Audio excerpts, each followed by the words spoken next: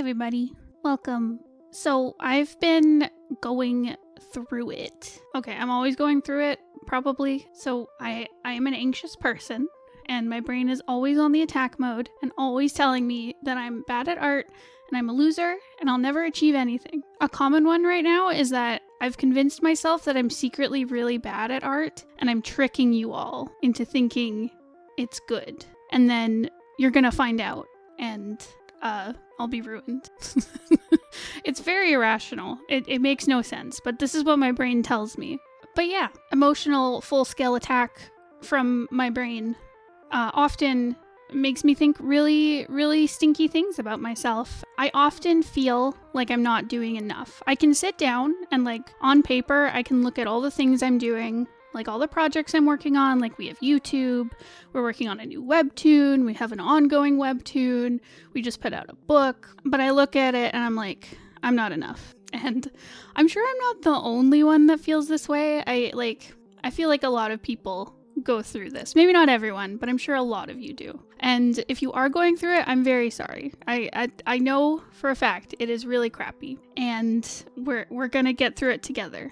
Yeah, hopefully this video, as rambling as the start has been, I'm hoping it'll be a bit of a meditative exercise for myself, and I hope it will help any of you who are in this situation and having self-doubt and anxiety and worrying that you're not a good enough artist or you're not doing enough, etc. Okay, so to make it concrete, this is what I struggle with. So number 1, I feel like I don't draw enough. Number 2, I'm not improving as an artist. Number 3, I can't complete my projects. And number 4, everyone else is doing better than I am. Those are the 4 things that really get to me as an artist. And I think they eventually turn into I'm bad at art. But yeah, but I was looking at it and I was thinking what are the thoughts that make me feel really bad, that bring me to this point. So yeah, these are all my thoughts. So I thought the healthiest way to do this was to take each one of those 4 points and break it down, why I think this, and then disprove it. We're doing some mindfulness here today.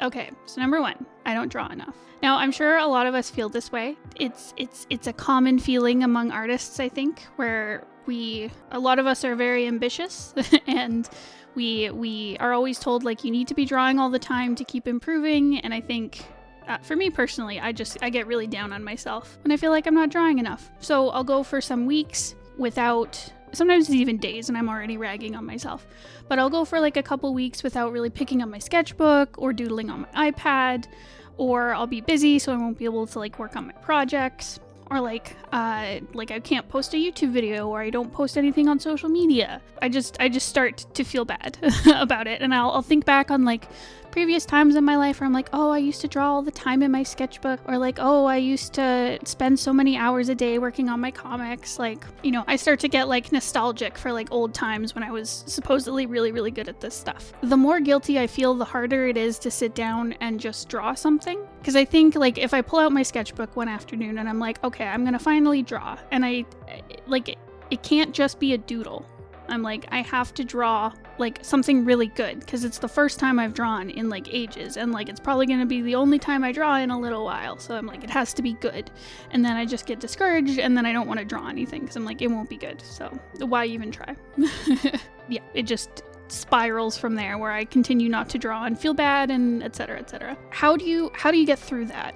Right, Ursula, how do you do it? I think part of it would just be breaking that spiral of guilt.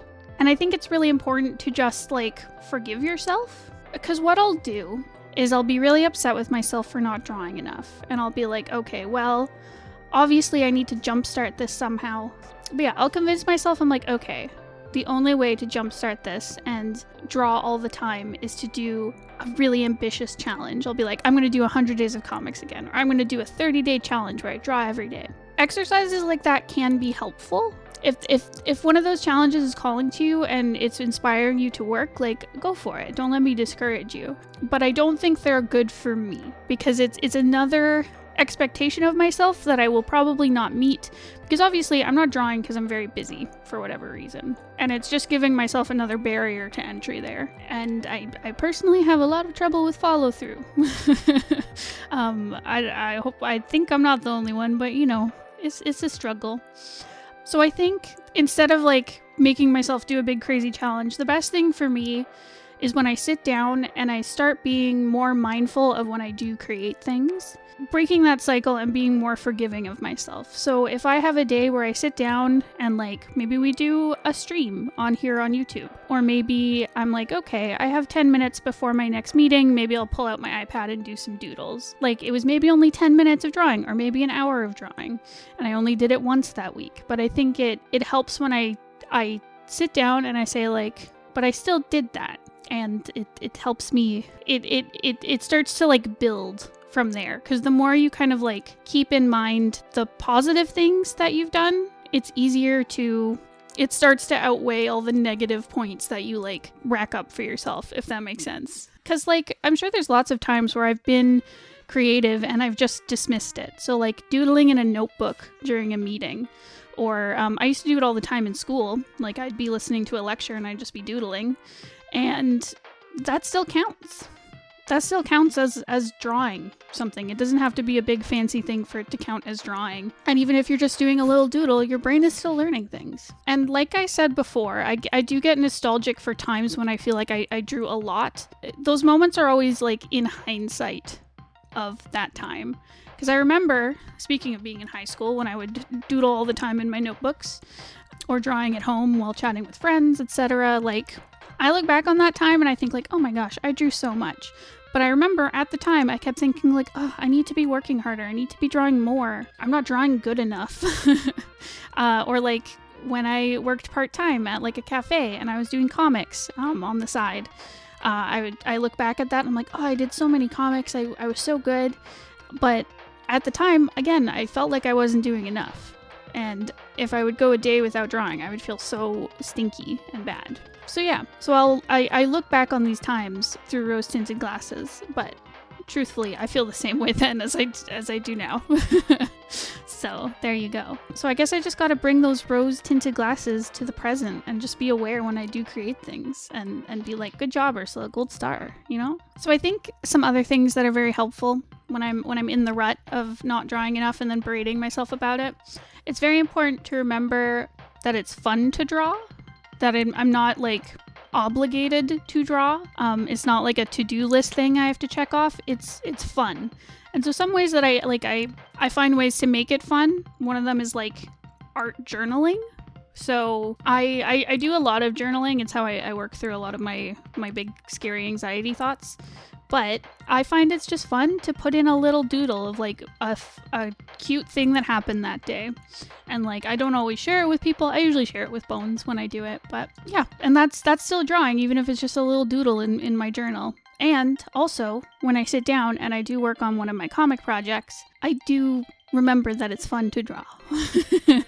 I'm like, wow, this is neat. I like this. And I just have to hold that feeling in my heart. Don't discount a 5-minute drawing session, even if it's only 5 minutes once a week. That's still drawing. And maybe you can build up from there, but like first you gotta love what you're up to, you know? Don't discount that. I think that's the takeaway from this one, is just don't discount when you do work. Stop counting when you don't do work so highly, you know?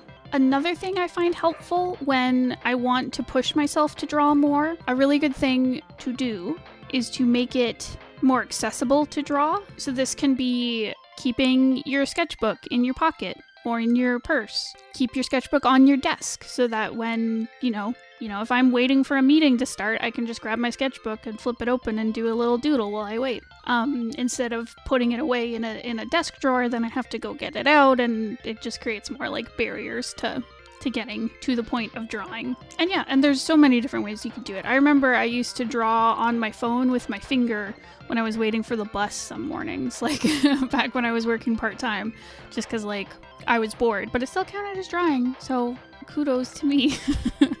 But yeah, it all counts. And if you can remove the barrier of like motivation to sitting down to have like a big drawing session, I think that'll help you draw more. And then finally, I think it's very helpful to have like an accountability partner.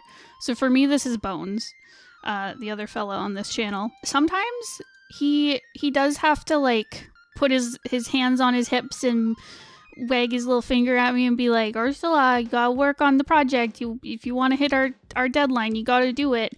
And sometimes I pout and I'm like, I don't wanna, I'm stuck at drawing, blah blah blah. And he's like, you don't suck, you're just making excuses, Missy. And I'm like, wah. And then I sit down. Shut up, don't tell on me. Accountability partners are stinky, actually. It's definitely helpful because even when I pout and make a fuss, I still sit down and draw and then I feel better after. And it still counts, even if I dragged my feet. There. I don't draw enough. That issue is fixed for me. Therapy over. On to the next issue. So my next worry is that I'm not improving as an artist. So again, this one is very difficult because it can pop up a lot. And I think for me, when I'm feeling like I'm a bad artist or I'm not improving, like my work is stagnating, I think it's when I'm in the middle of a project or a drawing and it's not going smoothly. It's like I don't know, every drawing you hit a bump where it's like, okay, I need to rework this. But it's when I'm hitting a point where it's like it's really difficult and it's really frustrating and I feel like I'm just hitting my head against a wall. And instead of thinking like, okay, there's like a problem I need to like sit down and look at and really figure it out, my brain goes like, oh, you suck at this. And it's not good. It's not good for me. It's a really mean thing to do to myself. And my brain spirals and I'm like, I'm not going anywhere. I'm never going to make this happen. I'm a fake. Oh my God, this is all bad. And again, this is something I felt like forever through my whole career. I used to think like, oh my God, I'm never going to understand how to like do color theory stuff, or like, oh my God, I'm never going to be able to draw anthros, or I'm always going to have super messy line art and be really stinky. I don't know. And in fact, with our most recent book, The Books of Avo, now available on Etsy, I did a bunch of watercolor artwork for that. And it was the first time really stepping in and trying out watercolor. So I had to sit down and learn how to do it and then put it into practice. And it was really scary. And the whole time, and whenever I'd have a painting that wasn't looking how I pictured it in my head, I was like, well, this is terrible. I'm not going to improve. And I'm terrible at watercolor, etc. And I think part of why I go so hard on this side of things is I know when I was a teenager, very early on into my artistic career, I was overconfident in some areas. And I look back on those days and I cringe at myself because I was like, oh my God, I was so convinced I was so good at like, I don't know, drawing faces or drawing people. People would critique it and say like, maybe you should change this. And I'd be like, oh, they just don't understand what I'm doing, and disregard them. And it was just a way to like spare my own feelings and not improve and not learn. And now I've gone like the opposite end of the pendulum where I'm like, oh my God, everything I do is bad. And I'm trying not to be that person. So there's a balance there that can be achieved. I think it's very healthy to understand what you are good at. And I think if you have a good handle of like what you're trying to do with a piece of art and someone critiques you and says like, the way you're doing it is bad, and you're like, well, no, I did it this way on purpose, and you can explain yourself, I think that's fine. I don't think that's arrogant if you just know what you're doing and understand your skills. But you also shouldn't go so far as to, I don't know, doubt yourself anytime you hit a roadblock. Or anytime someone gives you advice. It's a balance. It can be healthy. We'll get there. So I think for me, when I'm at that point where I'm like, oh my God, I'm not improving, I should give up, it's a problem of not being able to see the forest for the trees. I think it's when I'm very focused on like I'm focused on the single challenge that's in front of me. I'm looking at all the flaws that are in this painting or in this drawing. I'm thinking about like recent events. I'm not seeing my whole path of art, or even like looking back at the last month of creating. I'm just looking at this new challenge that has appeared. And I think, and the thing is, like through my whole creative path, there's always been points where I hit a wall, where I'm learning something new or I'm trying something new, where my skill has not reached that point and I can't do what I want to do. And I've always been able to work through it. Maybe like I'll get through it and my I don't know, let's say I'm working on like coloring. I'll work through it and I'll get better at coloring, but it's not like the most perfect. And then later down the road, I'll hit it again. I'll be like, oh, my coloring is still like less than what I want it to be. But again, I've been able to sit down and think like, and work through it and, always improving just by doing the work and studying and looking through things. But when you're in the moment and you're hitting that problem, it's so easy to just think like, I'm never going to get past this.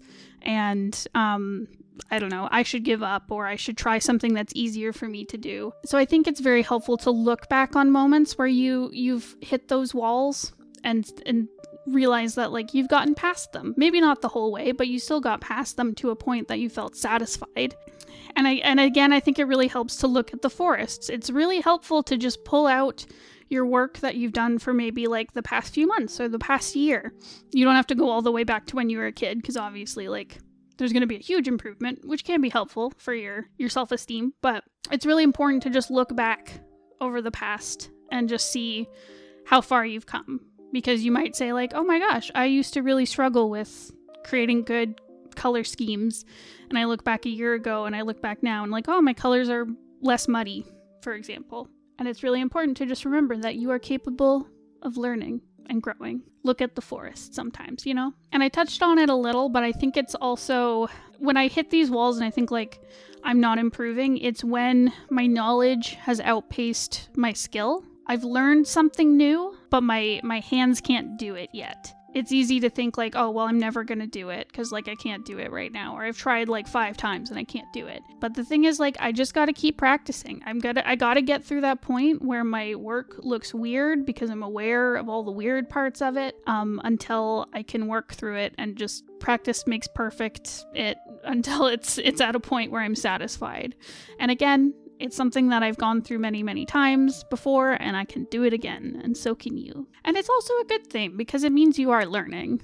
It's hard to see it that way, but if you are starting to see flaws in your work, it means that you've learned to be a better artist, and you just need to, like, catch up with yourself, and you will. And then finally, like, I think what really helps me when I'm in this point where I'm like, I'm not improving, I'm really bad, is just to show my work to someone. And most of the times that is Bones. I do find like when I'm feeling really down about myself, I tend to like isolate my work. I tend to like hide it because I'm like ashamed of how crappy my work is. But just showing it to Bones, who is a wonderful, lovely husband, and he'll just be like, oh my god, this is so good. And sometimes he'll have feedback where he's like, oh, this looks a little bit weird, but like try this. Or, whatever. Just constructive criticism, because he is my creative partner. But it's helpful. It's helpful to just have someone say like, no, this is looking good. This is not trash. So, and honestly too, it is very helpful when I post something on social media like YouTube or Instagram or something, and I get likes and comments. It boosts your mood. It is helpful. It can get you to the baseline to keep you going. I would say it's better to show it to someone you trust. So for me, that would be Bones or a close art friend, because putting it out into the ether, you are at risk for getting unsolicited criticism, which sometimes it is good criticism, but it can hurt. You can also just get mean feedback that's just meant to break you down. So I would bring it to someone who you can trust, who will understand that like you're like, maybe right now I don't need full-blown critique, I just need encouragement right now, which is totally valid. So finding those people, your friends, your family, creative partner, whoever, and just sharing your work with them when you're feeling down can totally make you feel like $1 million. So on to my next fear is that I can't complete my projects. I'm a failure. I'll never finish a single comic ever again. I've hit my peak. But yeah, this is a lie. I'm always telling myself. And it's easy to convince myself of this because I will often be working on multiple projects at once. This is a me thing. I am very ADHD. And by saying that, I actually have ADHD. I have these tendencies where I jump around between projects. Man. It's very easy to convince myself of this because I constantly have multiple projects on the go. I'm very much someone who chases like variety and new ideas because it really stimulates my brain. And I have lots of ideas and I want to do everything. I'm overly ambitious. It's detrimental. And it's very easy, even if I have projects that I'm completing, when I'm in the middle of a project, it is very easy for me to think that I will never finish it. And it's very tempting to chase the new project, because starting a new project, I feel very like elated and excited. And I don't think about the middle part where I'm going to feel sluggish and frustrated and just want it to be done. I just forget about that. It wipes from my memory. And I just want to try the new thing. So when I'm in the middle of the project, it's really easy to tell myself like, oh my God, I'm never going to finish this. I'm letting people down. Like, I'm letting Bones down. I'm letting our audience down because I'm not finishing it. Even though everyone's so nice. Bones was talking about this on our stream the other day. People on like Webtoon are so nice. You say like, oh, I'm sorry, we're still working on this next update. And they're like, no, take your time. It's okay. Take as long as you need. And they're just the sweetest. So I don't know why I like kick myself about it. But I convince myself that they're mad. And I think for me, again, I disregard my little wins. If I finish a YouTube video, I'm like, that's not good enough. I should have finished 5 YouTube videos. If I finish a drawing, I'm like, well, I should have done 10 more. Yeah, I just discount little wins. And even if I'm like, I finish a chapter in a comic I'm drawing, I'm like, well, on to the next one. No time to celebrate. I still haven't finished, so I can't feel good about it. And it's a trap I fall into all the time. And also when I finish a thing, I don't celebrate. Okay, I do. When we finished our most recent book, we did go out for dinner and celebrate a little bit. But in my brain, that doesn't count as finishing a project, even though it is literally finishing a project. Because I'm like, well, I still have multiple projects and I haven't finished them all, so I'm not good enough. And yeah, it's just, it spirals that way. So things I always need to remind myself is that projects take a long time. And for me, it's okay to work on multiple projects at once. That's just how I work. Comics take a long time. It's okay to jump around between them. As much as we give advice saying like stick to one and choose a small project, that is good advice because it will teach you quickly how to make a comic and all that good stuff. It'll make you feel accomplished if you finish something really quickly. But if you're someone like me and Bones, where you need lots of projects and lots of variety, it's totally okay to work on them slowly side by side.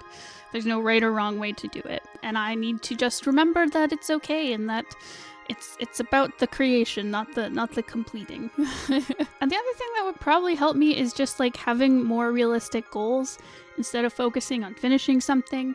Just reminding myself like, hey, I finished a page. That's still awesome. Maybe it's like 0.1% of this project, but it's still 0.1% that is done. The other thing I have to remember is I also, I think this is like my ambitious ADHD thing, but I often want to do a challenge. I want to have a day where I sit down and I do half the project. I want to do 20 pages in a day. It's not possible. I'm setting myself up for failure by trying to do that. And I need to remember that doing things little by little, you'll get crazy results.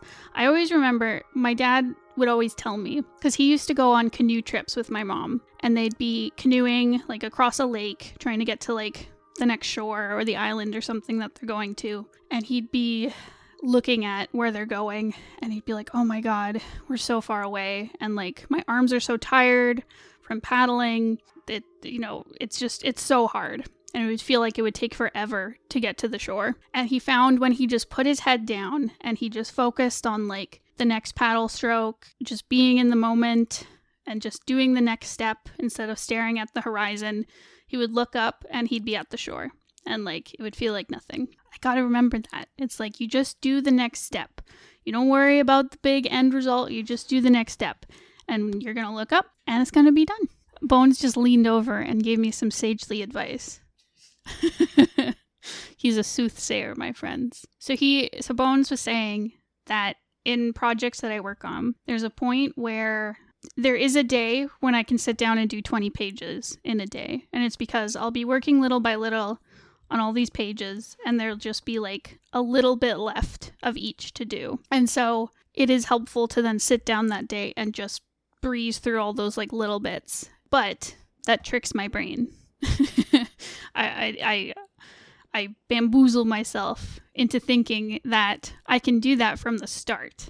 I can grab a brand new piece of paper and just go to town and finish 20 of those, when really I was just finishing off 20 pages that I'd already spent hours on previously. Break it down. Do it little by little.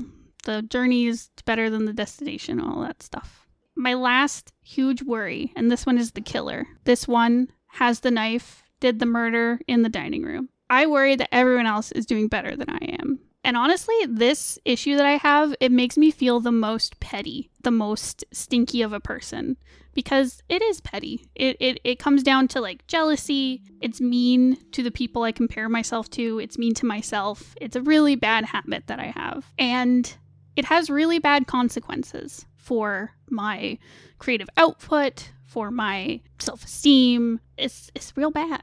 But I find what happens is I'll be scrolling through my social feed, and I'll see everyone I follow posting artwork. I'll see my friends posting stuff. I'll see people finishing books, finishing illustrations, getting amazing deals, putting out new merch, launching like campaigns, and I'm just like, oh my gosh, this is so cool. I'll look at people and I'll compare my artwork specifically to them, and I'll be like, oh my god, they're so skilled in this and I'm terrible at it. I compare my output to other people. I'll see someone come up with like an amazing idea and I'll be like, oh my god, why can't I think of stuff that is this cool? Like, why am I so dumb compared to them? Again, so stinky.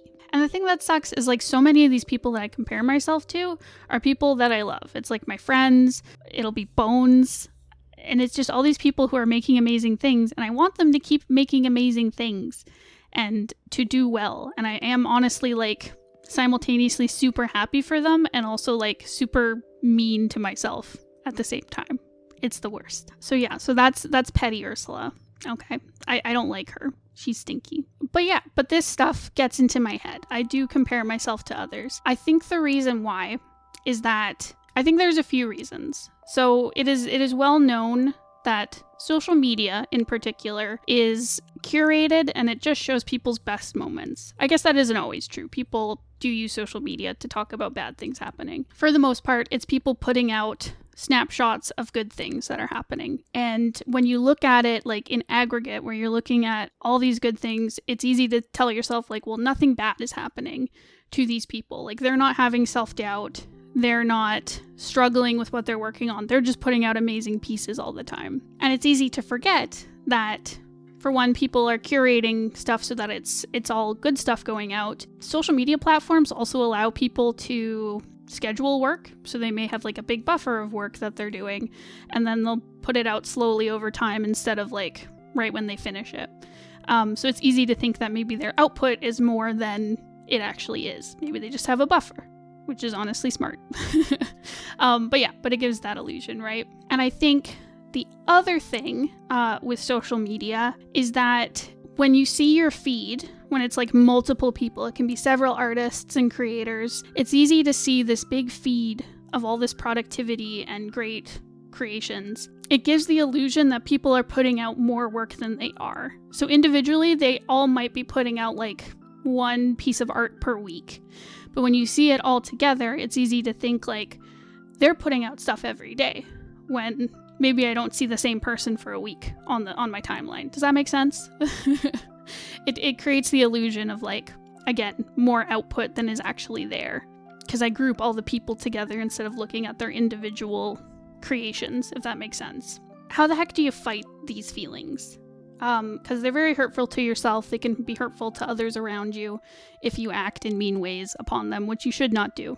If you're ever feeling upset with yourself for not putting out as much as, say, your friend, do not take it out on your friend. This is not a them problem. So yeah, how do you deal with it, right? For one, keep in mind what I said about the social media stuff, because that for me is where I get it the most. So keep in mind those tricks that your mind play on you. But I think it's good to kind of reframe comparison stuff in your head, because it's easy to compare. Oh my god, the cats are doing like a derby around the house. It's easy to compare what you see as your worst qualities to someone else's, what you see as their best qualities. So this may be a little triggering for people with eating disorders and body dysmorphia, so I do apologize if that is the case, but this is like the best example I can think of. It's something I've worked through with my therapist. But what I would do, feeling really bad about my body, is I would compare myself to others, and I'd think, this person looks how I want to look. I find them very glamorous. And I would look everywhere and I'd see all these people who don't look like me and I'd really want to look like them. And I would feel bad about how I look. And my therapist was saying, like, try to make a mindful decision to look for people who look like you, people who have your body type. And so I started doing that. I started looking for it on social media. I looked for even just fashion models who have my body type. I looked at people on the street and I'd start noticing like, oh, there's a woman who has a similar body type to me. Oh, there's another one. And I started, instead of filtering out those people look like I do, I started picking up on it more, and it started to help me feel normal, I guess. It helped me see that like I'm not a freak for looking the way I look, I guess, is the harsh way to put it. It helps to do the same thing when you're feeling bad about your artwork. Look at people who doing the same things as you. You may notice, talk to your friends. You may say like, I'm not putting out enough artwork, or I'm really bad at colors. And they'll be like, me too. Same. I'm only putting out, one thing a month. And then, it makes you feel more seen. It makes you feel normal. Take a conscious look through your social media feed and notice people who are around the same skill level as you, who do the same, for lack of a better term, people who have the same issues in their art as you maybe feel like you do.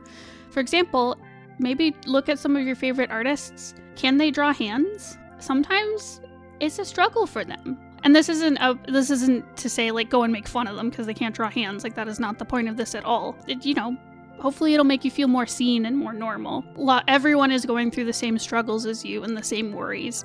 And they may manifest in different ways, but you're not alone in this. You're totally normal. You're not lesser than everyone else. And on that same note, when you're looking at someone that you admire and feeling bad about your own work, I think it's an opportunity to ask questions. So it could be self-driven. You maybe don't want to reach out to them because that can be scary. But it's a good way to say okay, they're really good at their colors. What are they doing here? Can I study one of their pieces to understand what they're doing so well? If you're feeling brave, ask them hey, do you have any advice for how you get such vibrant colors? That sort of thing. Because it can be an opportunity to grow and to connect with people. Instead of using it as a weapon against yourself, you can use it as an opportunity to flourish and grow. And it's a great way to connect with people because the art community is full of so many wonderful people who want to share their knowledge, who want to encourage other people. It's a great opportunity to make connections instead of hurting yourself. I guess I worked through my issues. This was a very good therapy session. My self-esteem is healed. My skin is clear. My crops are growing. Hopefully this has been relatable and helpful. Like I said, through this whole thing, this is stuff I struggle with constantly, and I can talk myself through it now, but maybe tomorrow I'll be feeling stinky about it again. So you're not alone if you are struggling. I am with you. I am here. I've got your back, and we'll get through it. Thank you so much for listening. If this was helpful, if you liked it, click the like button. That is a good indication of liking it. And let me know what you struggle with. Maybe we can all help each other. Take care, you guys. Love you all. Blessed be. Mwah.